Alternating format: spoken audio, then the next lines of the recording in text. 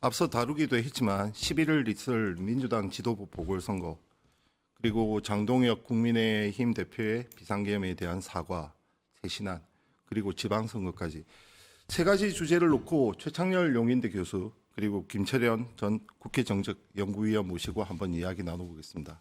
안녕하십니까? 안녕하세요. 네. 자, 빠르게 한번 진행해 보죠. 먼저 민주당이 11일 이제 지도부를 새롭게 구성을 합니다. 김병기 전 원내대표가 불명예스럽게 사퇴를 했고 그 자리를 채울 원내대표가 과연 누가 됐느냐에 따라서 좀 당청 갈등이라든지 뭐 또는 여러 가지 함의하는 바가 좀 클 것 같아요. 그다음 두 번째가 이제 최고위원 세 자리. 자, 먼저 이번 선거에서 무엇을 눈여겨봐야 할지 두 분한테 한번 공통 질문을 드리겠습니다. 무엇이 포인트라고 보이십니까? 언론에서 이제 주로 보는 게 이제 친청이냐 친명이냐 이런 얘기들 많이 해요. 아무래도 언론 싸움 붙이기를 좋아해서 네, 근데 제가 볼 때는 지금 이게 최고위원 선거는 더더군다나 이제 친청 친명이 나눠져 있다고 그러지 않습니까? 지금 네. 이제 강덕구 의원 그리고 이건태 의원은 이제 친명으로 분류가 되고 또 친청으로 분류된 분이 이성윤 이제 문정복 의원 이렇게 네. 나눠져 있는데 근데 어쨌든 이게 지금 1인 1표제를 둘러싸고 특히 이제 유동철 위원장이 사퇴를 했어요. 네, 수영제 지역 위원장인데 이 유 위원장은 또 더민주혁신회의 공동 상임 대표예요. 네. 특히 이제 이 지금 유 위원장이 사퇴하면서 했던 얘기가 1인 1표제에 대한 얘기를 많이 했어요. 네. 1인 1표제는 적어도 전당대회 이후에 해야 된다. 지방선거 이후에 해야 되고 이런 얘기예요. 근데 이제 친청계는 1인 1표를 이제 밀어붙이는 상황이고 이게 대단히 중요한 쟁점이라고 돼 있어요. 지금 일단은. 그래서 최고위원 선거는 일단 친명 친청이 확연하게 갈리는 이제 그러한 형국이고 원내대표 선거는 좀 이제 상황이 다른 것 같아요. 네네. 원내대표 선거 이제 4명이 출마했잖아요. 박정 네. 그리고 백혜련, 진성준, 한병도 의원 이렇게 4명이 네, 맞습니다. 출마했는데 이 네 분이 다 누가 봐도 이렇게 무슨 뭐 친명이다 친청이다 이렇게 계파색을 뚜렷이 이제 규정하기 어려운 그런 의원들이거든요. 그래서 일단 원내대표 선거나 지금 최고위원 선거가 아무튼 연계돼 있다고 보는데 친명 친청이다 문제고 특히 당청 갈등 문제를 아까 잠깐도 언급하셨잖아요. 네네. 제가 볼 땐 누가 되더라도 말이죠. 이게 당청 갈등 이런 건 별로 없을 겁니다. 아마 그 이유가 뭐냐면 현재 이재명 대통령의 임기가 초반이고 네. 이제 뭐 6개월 남짓 아니겠어요? 네. 그렇게다가 이재명 대통령의 지지율이 대단히 견고해요 지금. 그렇죠. 견고한 상황이고 이런 상황에서 당이 이 청와대가 갈등을 일으킬 수 있는 상황이 전혀 아니에요. 일단 대한민국 대통령제에서는 임기 말쯤 돼서 네. 이른바 이제 레임더 현상이 나오고 과거에 보면은 특히 이회창 총재의 경우에 김영삼 대통령 보고 전 대통령 보고 그 당시 대통령에게 탈당해라 뭐 이랬던 적도 있고 많이 있어요. 네네. 이게 임기 초연이 거의 없는 얘기인데 그렇죠. 약간 이례적으로 지금 나오고 있어요. 이 친청 친명의 갈등이 좀 과도할 정도로 이제 부각되는 이런 측면인데 제가 볼 때는 만약에 누가 되더라도 말이죠. 여기서 뭐 이성윤, 문정보, 강도 지금 현재 면 강덕구 이성윤 의원은 약간 뭐 저기 그 순위권에 들어와 있는 것 같고 네네. 나머지 한 명이 누구냐가 중요하긴 합니다만 물론 게다가 이제 정청래 대표가 1인 1표제를 자꾸 밀어붙이고 있어요. 뭐 당원 주권주의라고 하면서 네. 아마 자신의 8월달에 전당대 의식해서 하는 대부분의 그런 것 해석이 같아요. 그렇습니다. 네. 그래서 전 제가 볼 때 결론적으로 말이 길어졌는데 결론적으로 친명이나 친청이나의 갈등이 과도하게 지금 포장돼 있다.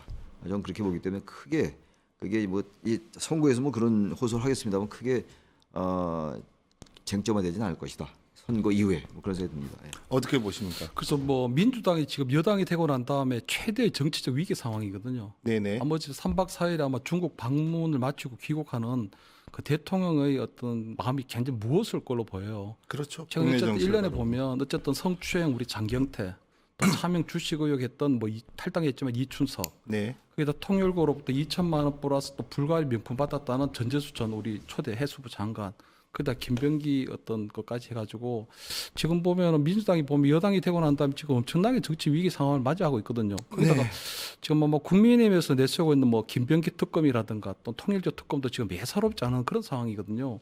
그렇기 때문에 이번에 아마 뽑히게 되는 신임 원내대표 같은 경우에는 이 국민의힘의 거센 이런 어떤 부분들을 어떻게 이제 차단할 건가 이 네네. 부분이 가장 중요한 포인트라고 네네네. 보거든요.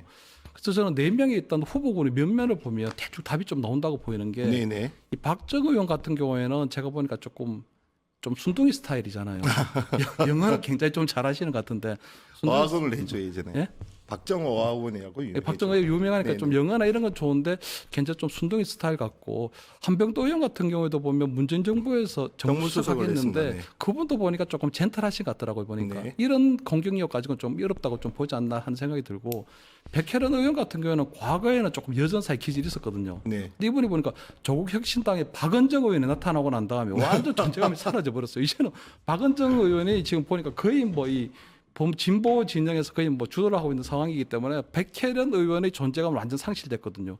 그렇다면 남은 사람이 딱 하나인데 누구냐? 이게 진성준 의원이거든요. 네네. 그 진성준 의원이 보면 금융투자 소득세도 폐지하면 이거 좀 해야 특세 된다. 논란이 예. 있었죠. 부동산도 많이 가지고 보유세 매겨야 된다. 이런 것들이 완전히 이제 부자에 대한 그런 어떤 즉 감세를 하면 안 된다는 것들에 대한 굉장히 어떤 정책적으로 선명성이 있었거든요.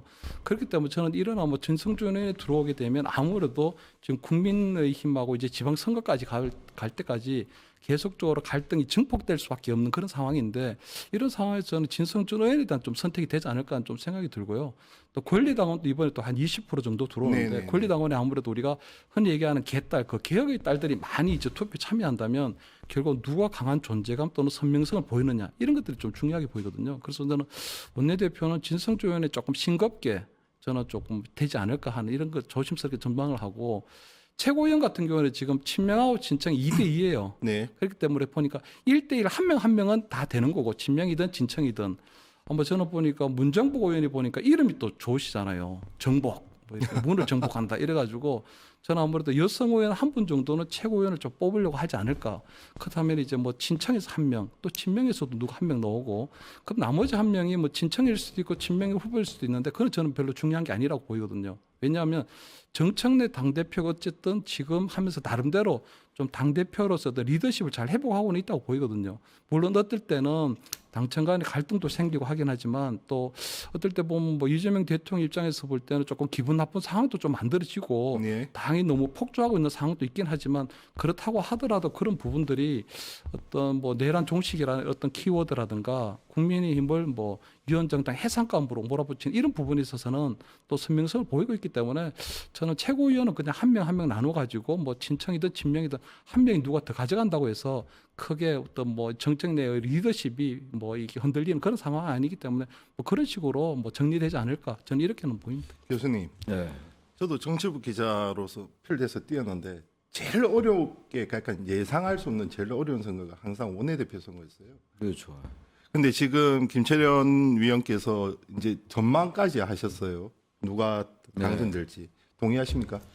저도 진성준, 백혜련 의원 중에 한 명이 되지 않을까 생각을 좀 해요. 아, 진성준 의원의 경우가 오히려 청와대와 좀 각을 세운 편이에요. 정책적인 선명성을 보이면서 네, 좀 다른 말로 표현하면 좀 이제 반듯한 얘기를 많이 했어요. 바른 말을 많이 하고 당내 이제 이른바 그 이제 신청 주류와는 좀 다른 얘기를 많이 했어요. 금융투자 소득세 문제도 그렇고 그러니까 당에서 좀 이제 말하자면은 객관적인 얘기를 많이 했기 때문에 그러면서 볼 때는 오히려 이제 권리당원들에게 지지를 못 받을 수가 있죠.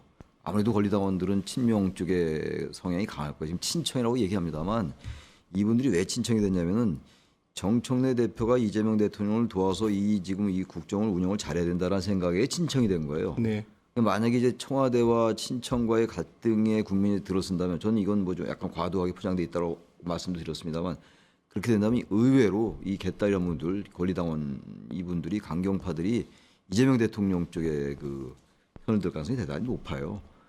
이제 그러면서 볼 땐 진성준 의원이 오히려 이제 원내대표 순위에서 탈락할 수 있는데 근데 진 의원이 일단 이미지가 대단히 좋아요. 그리고 인지도가 높고 물론 거기 이제 유권자들이야 전부 권리당원 이제 의원들이니까 다 알긴 알겠습니다만 그래도 이게 이제 국민들 일반 국민들로부터는 인지도가 높기 때문에 제가 볼 땐 그래서 진성준 의원의 가능성이 높지 않냐 이렇게 보는 거고 백혜련 의원도 마찬가지예요. 그래서 제가 볼 때는 딱 한 4명 중에서 한 명을 꼽긴 좀 부담스럽고 네네. 25%나 되니까 밖에 안 되니까 50% 2명 중에서 한 명을 하긴 좀 그래도 손쉬운데 그래서 2명을 꼽는다면 저는 백혜련과 진성준 아니겠는가 저도 그렇게 생각을 좀 합니다. 예. 결과 뒤에 한번 두 분 네. 어느 분이 적중인지. 근데 저희 정치부 기자들이 보고한 것은 당내 의원들의 여론은 박정 한병도 2명의 이름이 가장 많이 그러더라고요. 아, 그러니까 그게 이제 순둥이를 원하는 거거든요. 그러니까 이게 투톱 시스템이 되니까 이제 정청래 대표가 워낙 강하잖아요. 그러면 네네. 원내대표는 조금 순둥이 스타일로, 왜냐하면 당대표가 보니까 딱 휘어잡아가지고 이거 운영하려고 그러거든요. 그렇기 때문에 아마 원내대표 진성준 의원이 들어오게 되면 지난번에도 보면 정권 초반에 그 계속적으로 검투세를 강조하는 바람에 여러 가지 박킹이 많이 났었거든요. 그러다 보니까 아무래도 정청래 당대표 입장에서는 조금 무난한, 그래 아마 대통령실의 입장에서도 보면 좀 무난한 사람이 낫거든요. 그렇다면 아무래도 뭐 한병도나 이 박정호 의원이 훨씬 더 낫죠. 하지만 지금 한 4개월 정도 이제 네. 지방선거를 앞두고 있는데 네. 그리고 권리당원들도 20%가 들어왔는데 과연 그렇게 진행이 될 수 있을까? 이런 부분들이 있죠. 왜냐, 그리고 또 박정호 의원이나 한병도 의원이 진성준 의원보다도 또 지명도도 떨어져요. 네네네. 그렇기 때문에 좀 그렇게 하지 않을까. 근데 원내대표는 원래는 조금 순둥이 스타일을 원합니다. 이제. 자, 김병기 전 원내대표 문제 하나 짚고 국민의힘으로 한번 넘어가 네. 보겠습니다. 김병기 전 원내대표가 저희하고 인터뷰에서였죠. 이제 제명당할지언정 계속 나오더라고 뉴스토마토 아, 예, 인터뷰한 게.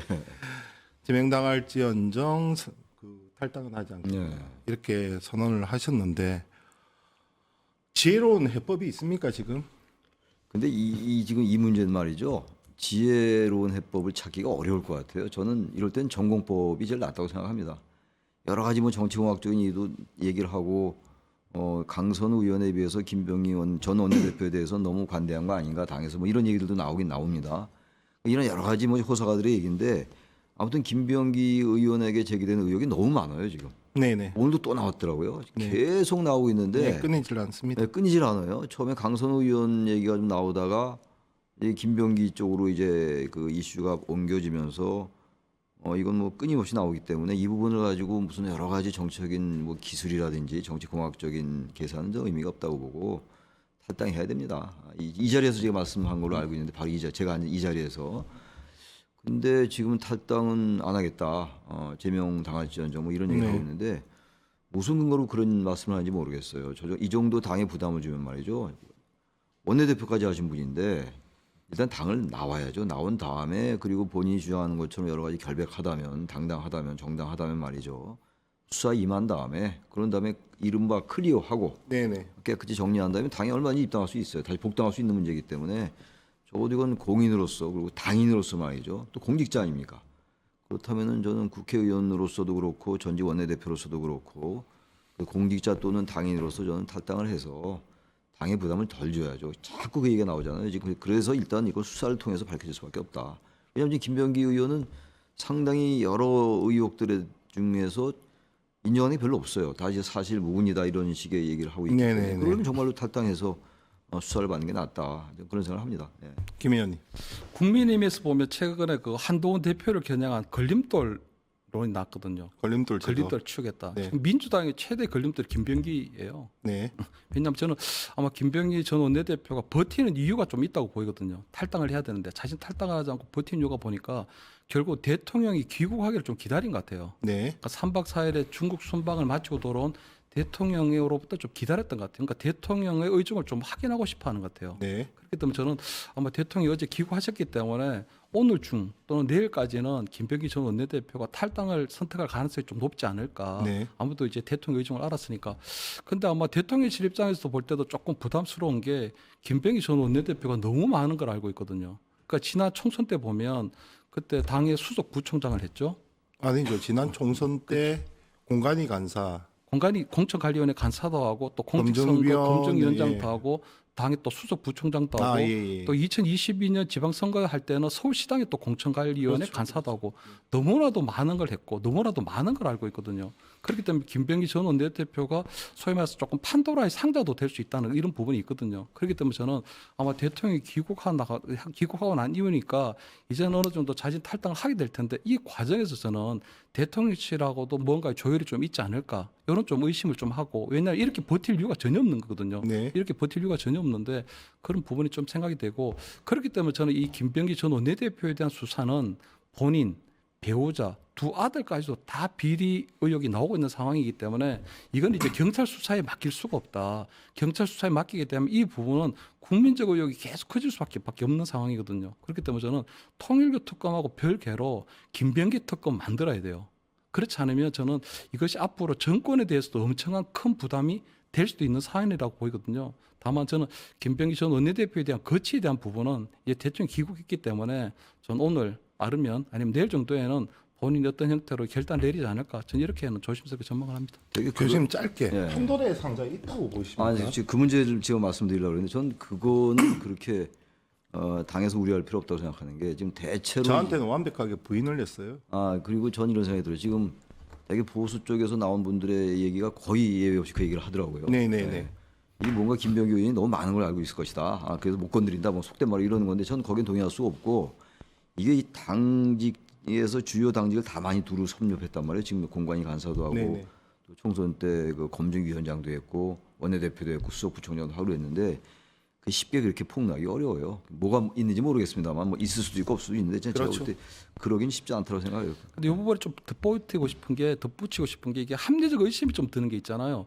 저는 강선우 의원하고의 어떤 녹취록 이게 참 좀 대단한 게 저는 물론 뭐 강선우 의원이 공천헌금을 받았다는 의혹에 대해서는 두둔할 생각이 전혀 없어요. 네네. 하지만 의원이 의원을 만나서 본인 어떤 개인적인 문제에 대해서 의논을 하러 왔는데 그것을 저는 녹음하는 거는요.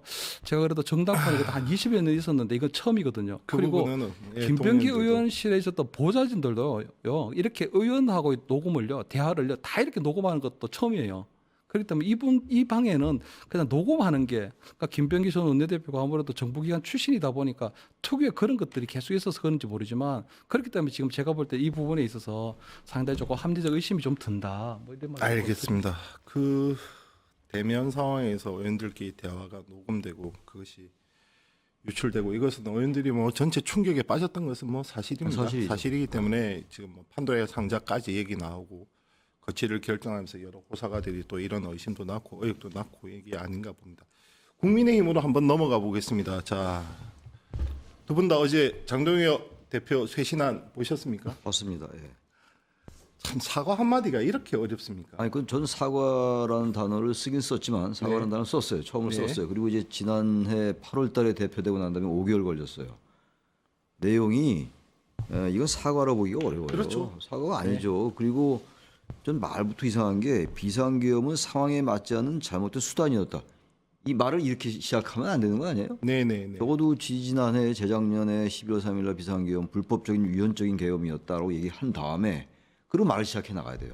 근데 적어도 계엄에 대해서 위헌 위법이라는 단어가 한마디 나오지 않고 있고 게다가 계엄과 탄핵에 관을 거는 미뤄 나가겠다. 그건 국민의힘의 얘기인 거고. 네네. 게다가 특히 이제 계엄과 탄핵에 대해서 책임을 통감한다는 얘기는 이미 했어요. 네네네. 당대표 했지 않습니까? 네네. 그 얘기 나온 게 보면 국민께 혼란을 들어서 역할을 하지 못해서 책임이 크다. 이게 무슨 사과입니까? 그리고 사과는 다 하나 쓰긴 썼어요. 책임을 무겁게 통감하고 국민 여러분께 깊이 사과드린다. 그러니까 아무런 위헌 위법적인 얘기도 없고 윤석열 전 대통령과의 관계를 어떻게 정리하겠다가 핵심이거든요. 그 말이 없고 윤어게인 세력과 어떻게 이거 절연하겠다 이 말도 없고 그럼 뭔 얘기하는지 모르겠어요. 그다음에 사과는 무엇을 사과했는지 이게 무슨 사과입니까? 게다가 기자회견을 해놓고는 질문도 안 받고 이거는 제가 볼 때 그야말로 떠밀려가지고 지금 이제 앵커님 말씀처럼 그 사과란 단어 한마디 하기가 이렇게 어려웠던 건데 이게 사과가 아니에요. 네네네. 전 이거는 하나만 한 거였다는 생각이 들어요. 저도 뭐 100% 동의합니다. 예. 그래서 저는 어제 장동혁 대표 보니까 몸은 하는데 오른손에 하는 일을 왼손도 모르고 네네. 본인이 왼손에 하는 일을 오른손도 잘 모르는 것 같거든요. 네네. 그러니까 어제 어쨌든 그 쇄신안이라고 발표를 했는데 계엄을 또 사과했다고 또 김민준 의원이나 또 전환기 씨 같은 극우 유튜버들이 지금 계속적으로 공격하고 있거든요. 네네네. 거기다 또 윤석열 전 대통령하고는 결국 결별이라는 단어가 없었기 때문에 또 당내에서대로 또 우리 소장 개혁파들이 또 문제를 삼고 있고 그렇기 때문에 저는 아마 장현동 대표가 이제 쇄신안이라고 발표는 했는데 양쪽에서부터 다 환영받지 못하는 어떻게 보면 장동혁 대표의 어떤 리더십의 어떤 한계가 좀 왔다고는 보이거든요. 그렇기 때문에 저는 어제 쇄신안을 발표하면서 저는 어쨌든 야당의 대표로서 공식적인 사과를 했다는 부분은 약간 의미는 있는 것 같아요. 어쨌든 상징적인 의미가 뭐 철진한 사과는 어쨌든 사과했다는 부분은 저는 좀 의미를 두고 싶고 저는 좀 큰 걸음 한 걸음 더 뗐다고는 보이거든요. 왜냐하면 지난 24시간 필버를 할 때 보니까 장동혁 대표가 판사 출신인데 네네. 좀 굉장히 조심스러워하는 부분이 있는 것 같더라고요. 그러니까 계엄이라고 하는 건 위헌적이고 불법적이다. 그리고 탄핵 헌법재판소의 탄핵도 정치적 심판으로서 존중을 하는데 지금 내란 재판이 진행 중이고 있는 상황이기 때문에 어떻게 보면 굉장히 성급한 사과가 1심 재판에 영향을 미칠 수 있다. 이런 조심스러운 게 좀 있는 것 같더라고요. 신중한 자세가.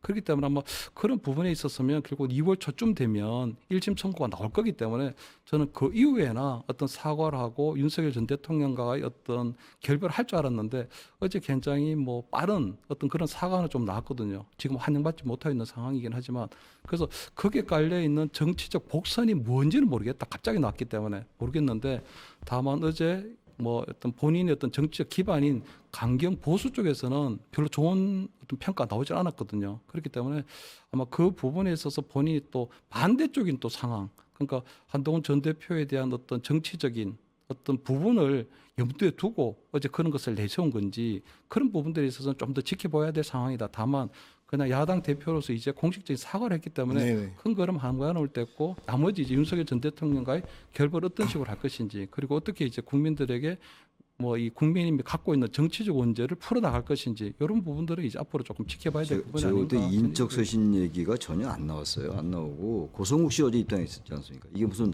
장 대표가 입당시킨 건 아닐지 모르겠어요. 네네. 근데 이게 다 당 대표가 컨트롤해야 될 문제들이에요. 고성욱 씨가 누굽니까? 대단히 상징적인 인물이에요. 게다가 지금 저기 그 윤리위원장 임명한 것도 그렇고 네네. 중국 부정선거론을 얘기했던 분 아니에요. 네네네. 윤민우 네네. 교수. 이 도대체 사과란 말이 맞질 않아요. 지금 무슨 양쪽에 한동훈이다 이게 중요한 게 아니에요. 다른 거 같으면 여러 가지 정치적인 이유를 따지고 당 대표로서 정치적 입지를 따지겠습니다만 지금 이게 내란 사건이에요. 이게. 네네네. 어? 대한민국의 정치가 이 45년 전에 후퇴할 뻔한 사건이었고 여기 뭐가 복잡한 게 많냐고요. 이건 도저히 사과를 볼 수도 없고 그리고 앞으로 기대하는 제가 글쎄 제 예측이 틀릴지 말지 모르겠는데 전 전혀 그럴 가능성 없다. 윤석열 전 대통령 단절 그런 말 절대로 안 나올 겁니다. 두고 보세요. 한번 제 말씀 틀리나. 자, 뭐 대부분이 언론들도 비슷한 해석을 내놓기는 했습니다. 그러니까 면피용사가 또는 표면적 사과는 했지만 궁지에 몰려서 과연 이것을 진정성 있는 비상계엄과 내란에 대한 사과로 볼 수 있느냐. 그다음 교수님께서 아까 지적하셨듯이 윤석열 씨와의 절연한 선언은 전혀 없었다는 거죠. 이 부분이 우리가 좀 눈여겨봐야 될 대목 같습니다. 국민의힘 어떻게 흘러갈 것 같습니까? 지방선거는 다가온단 말이죠. 내용은 격화될 것 같고 있고 이 똑같은 질문 드릴게요. 국민의힘 향후 어떻게 흘러갈 것으로 전망하십니까? 일단 당장은 이제 지방선거가 가장 중요하죠. 5개월 앞으로 다가왔으니까 코앞에 목전인데 저는 완패할 것 같아요. 단언컨대. 영남조차? 영남, 대구, 경북은 모르겠는데 2018년도 지방선거에 완전히 재판이 될 것이다. 그리고 서울, 부산 질 가능성이 높아요. 이대로 간다면. 근데 이대로 갈 것 같아요. 네네. 이 국민의힘은요 구조적으로 안 되는 당이에요. 제가 볼 때. 제 개인 생각인데 네네. 한동훈계다. 뭐 지금 그럴 때입니까? 지금 이게 무슨 장동혁계다. 그리고 이게 지금 장동혁 대표의 생각 자체가 스스로가 지금 이 어떤 신념이나 이 지금 역사 인식 이런 게 결여돼 있어요. 이분은 네네. 제가 볼 땐 그래. 그렇다면 이렇게 나올 수가 없어요. 그렇다면 이게 다른 게 아무리 지금 뭐 문제 물가나 이런 경제가 어렵다 손 치더라도 그때 가봐야 하겠습니다만 그렇다 하더라도 내란 프레임이 작동되게끔 스스로 묘요를 계속 국힘이 파고 있다. 그래서 전 단순하게 얘기해서 여러 가지 변수가 많죠. 인물, 구도 뭐 여러 가지 다 해요. 네네. 합니다만 이번 지방선거는 이런 상태가 계속 될 것 같고 국민의힘의 이 스탠스가 태도가 태세 전환이 안 될 것 같고 그렇다면 승패는 아마 대단히 어려워질 것이다. 국민의힘이 아마 서울시장, 부산시장 다 질 것 같고 이렇게 되면 인물이 부족해서가 아니에요. 이렇게 돼서 TK 대구 경북 정도 건질까요? 거의 2018년 재판이 된다. 완전 재판이 될 거라고 네. 저는 생각합니다. 위원님, 자 국민의힘이 어떻게 갈 것 같은지 그 변화와 전망과 함께 지방선거까지 한번 이어서 얘기를 방금 이제 해보시죠. 교수님께서 얘기하신 것처럼 2018년도 박근혜 탄핵된 이후에 치러진 지방선거에서요.